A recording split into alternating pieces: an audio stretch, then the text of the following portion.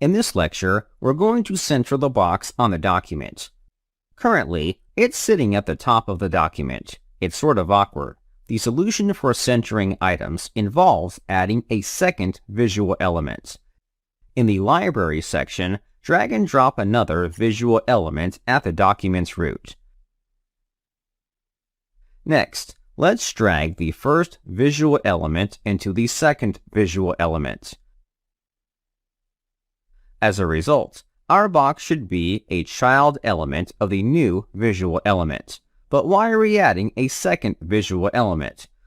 The solution for centering elements involves having a parent element. Parent elements can center child elements.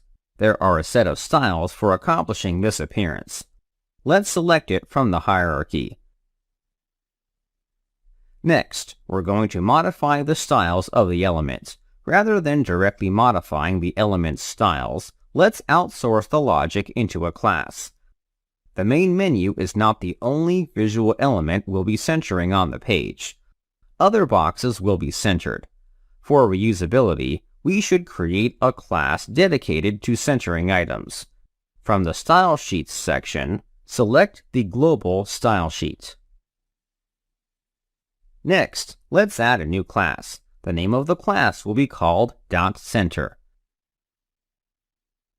After adding the class, select it from the style sheet. We're going to modify a few styles on this element.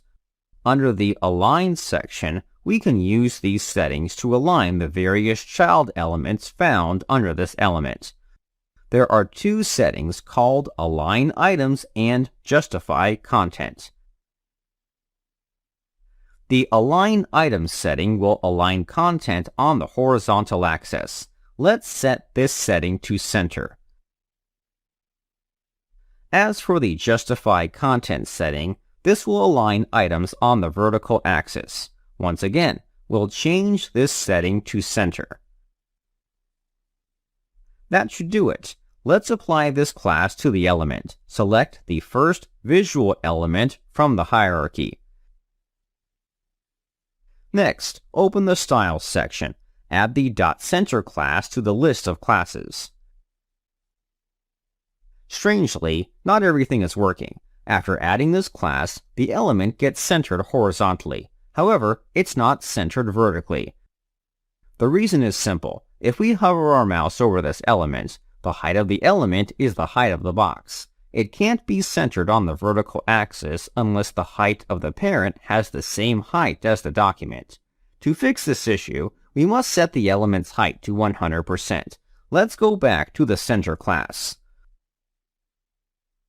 Under the Size section, there's a setting called Height. Let's change the value from Auto to 100%. Once the height has been adjusted, the box is centered. This step is important to understand. Elements can't be centered unless the parent element takes up the entire width and height of the document. In the next lecture, let's start adding buttons to the interface.